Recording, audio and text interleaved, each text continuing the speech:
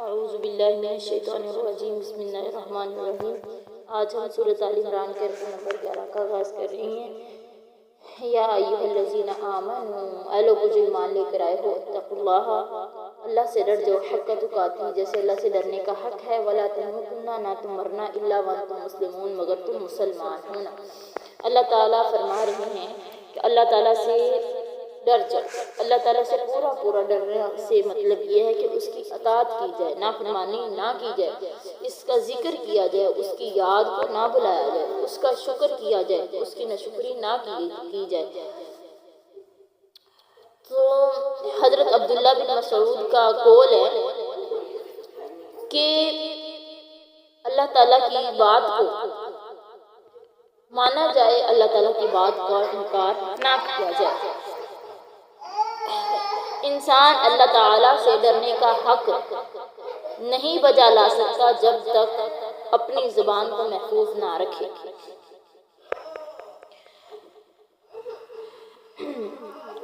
اسی طرح حضرت عبداللہ بن عباس فرماتے ہیں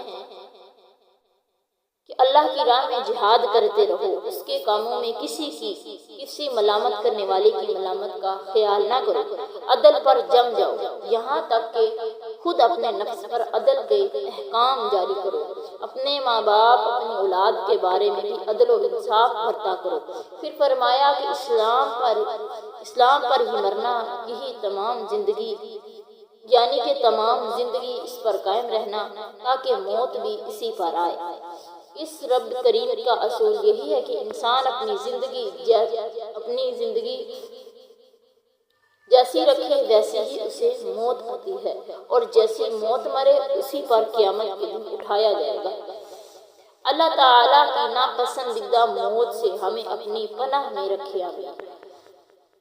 لوگ بیت اللہ شریف کا طواف کر رہے تھے۔ مسند احمد میں ہے کہ حضرت عبداللہ بن عباس بھی وہاں تھے، تو ان کے ہاتھ میں لکڑی تھی۔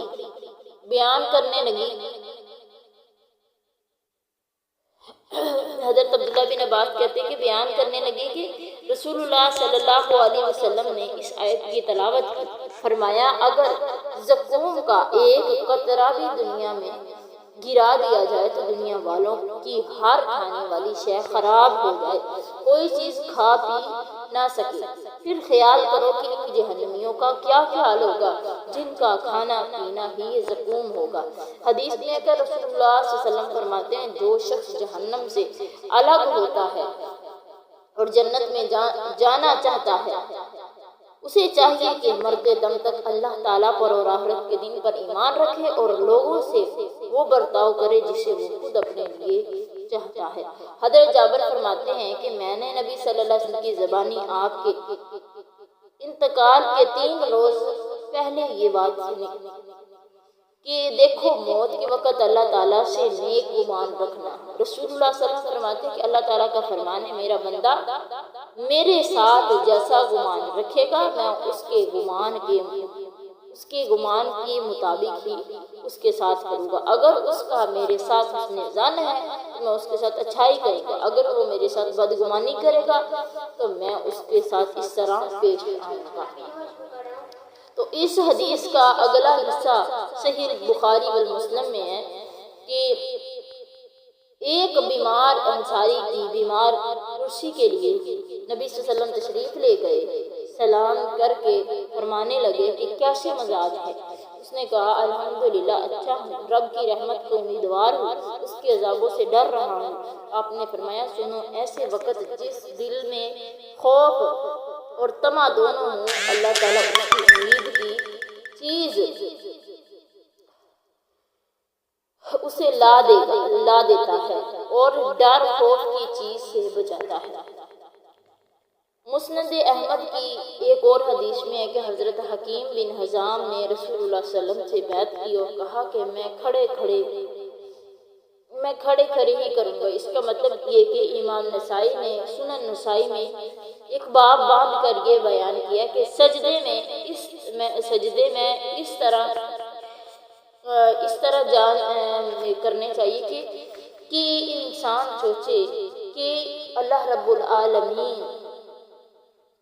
مجھے سجدے کی توفیق دی ہے اور سجدے کو ہر نماز کو ہر رکعت کو اس طرح بجا لائے کہ جیسے کہ یہ میری آخری نماز ہو، اور پورے خشوع و خضوع کے ساتھ اللہ سے ڈر کے خوف و تقوی کے ساتھ اسے ادا کرے۔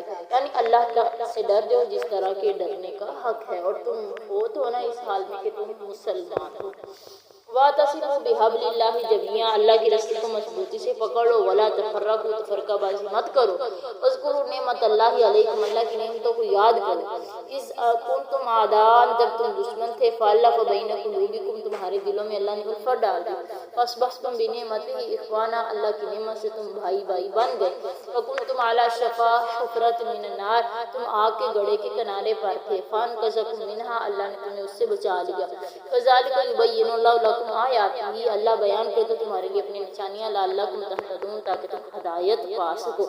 اللہ کہہ رہے ہیں اللہ کی رسی کو مضبوطی سے پکڑ لو، فرقہ بازی مت کرو، فرقوں میں مت بٹو، بلکہ اگر کسی معاملے میں تمہیں اختلاف ہو جاتا ہے تو تم قرآن و حدیث سے اس کی رہنمائی حاصل کرو۔ اللہ کہہ رہے یاد کرو وقت جب تم دشمن تھے، جیسے کہ اوس اور خزرج کے لوگ، ان کی 120 سال پرانی دشمنی تھی، لیکن جب اسلام آیا، اسلام نے ان کی دشمنیوں کو ختم کر دیا اور انہیں ایک دوسرے کا بھائی بھائی بنا دیا۔ آگے اللہ کہہ رہے ہیں وَلْتَكُن مِّنكُمْ أُمَّةٌ يَدْعُونَ إِلَى الْخَيْرِ، تم میں سے ایک امت ایسی ہے جو کہ بھلائی کی طرف بلاتی ہے، وَيَأْمُرُونَ بِالْمَعْرُوفِ، اور حکم دیتی ہے نیکی کا، وَيَنْهَوْنَ عَنِ الْمُنكَرِ، اور برائی سے روکتے ہیں۔ اولئک هم المفلحون، یہی لوگ کامیاب ہیں۔ حضرت ضحاک فرماتے ہیں اس جماعت سے مراد خاص صحابہ اور خاص روایات میں ہے کہ نبی صلی اللہ علیہ وسلم نے اس آیت کی تلاوت کی، پھر فرمایا صبر سے مراد قرآن و حدیث کی اتباع ہے۔ یاد رہے کہ ہر متنفس پر تبلیغ حق فرض ہے، یعنی ہر انسان پر تبلیغ کا حکم جو فرض ہے، لیکن تاہم ایک جماعت تو خاص اسی کام میں مشغول رہنی چاہیے۔ نبی صلی اللہ علیہ وسلم فرماتے ہیں کہ تم میں سے جو کوئی کسی برائی کو دیکھے اسے ہاتھ سے دور کر دے، اگر اس کی طاقت نہ ہو تو زبان سے روکے، اگر یہ بھی نہیں کر سکتا تو اپنے دل سے نفرت کرے، اور یہ ضعیف الایمان کی علامت ہے۔ ایک اور روایت میں اس کے بعد یہ بھی ہے کہ اس کے بعد رائی کے دانے کے برابر بھی ایمان نہیں، یعنی اگر وہ ایک برائی کو دل میں بھی برا نہیں نہ جانتا تو سمجھو کہ اس کے دل میں گرائی کے برابر بھی ایمان نہیں ہے۔ نبی صلی اللہ علیہ وسلم نے فرمایا تم اس وقت تک بھلائی پہ ہوگے جب تک تم امر بالمعروف نہی عن المنکر کے فریضے کو سر انجام دیتے رہو گے۔ وَلَا تَكُونُوا كَالَّذِينَ تَفَرَّقُوا، نہ تم ہو جاؤ ان لوگوں کی طرح جنہوں نے تفرقہ بازی کی اور اختلاف کیا، اس کے بعد مَا جَاءَهُمُ الْبَيِّنَاتُ، جب ان کے پاس واضح دلائل آ گئے، وَأُولَٰئِكَ لَهُمْ عَذَابٌ عَظِيمٌ، یہی لوگ ہیں ان کے لیے بہت بڑا عذاب ہے۔ یوم تبیض وجوہ وتسود وجوہ، جس دن کئی چہرے سیاہ ہوں گے کئی چہرے سفید ہوں گے۔ فَأَمَّا الَّذِينَ اسْوَدَّتْ وُجُوهُهُمْ، جن کے چہرے سیاہ ہوں گے ان سے کہا جائے گا اکفرتم بعد ایمانکم، کیا تم نے کفر کیا ہی مان لانے کے بعد؟ فذوقوا العذاب، چکھو عذاب، بما کنتم تکفرون، جو کچھ تم کفر کرتے پھرتے تھے۔ قیامت کے دن کئی چہرے سفید ہوں گے کئی چہرے سیاہ ہوں گے، جن کے چہرے سیاہ ہوں گے ان سے کہا جائے گا تم نے ایمان لانے کے بعد کفر کیا، تمہارے پاس نبی کا پیغام آیا، اللہ کا قرآن آیا، لیکن تم نے ماننے سے انکار کر دیا، اس لیے آج تمہارے چہرے سیاہ ہو چکے ہیں۔ فَأَمَّا الَّذِينَ ابْيَضَّتْ وُجُوهُهُمْ فَفِي رَحْمَةِ اللَّهِ، جن کے چہرے سفید ہوں گے وہ اللہ کی رحمتوں میں ہوں گے، تم فِيهَا خَالِدُونَ، اس میں ہمیشہ ہمیشہ رہیں گے۔ نبی صلی اللہ علیہ وسلم نے فرمایا کل قیامت کے روز میں اپنی امت کو پہچانوں گا کہ ان کے پانچوں کلیان وضو کرنے کی وجہ سے چمک رہے ہوں گے، ان کے ہاتھ ان کے پاؤں ان کا چہرہ وضو کرنے کی وجہ سے سفید چمک رہا ہوگا، نورانی ہوں گے۔ اور اگر کوئی اللہ کی اطاعت نہیں کرتا، نماز نہیں پڑھتا ہوگا، ان کے چہرے اللہ کے نافرمان ہوں گے، ان کے چہرے سیاہ ہوں گے۔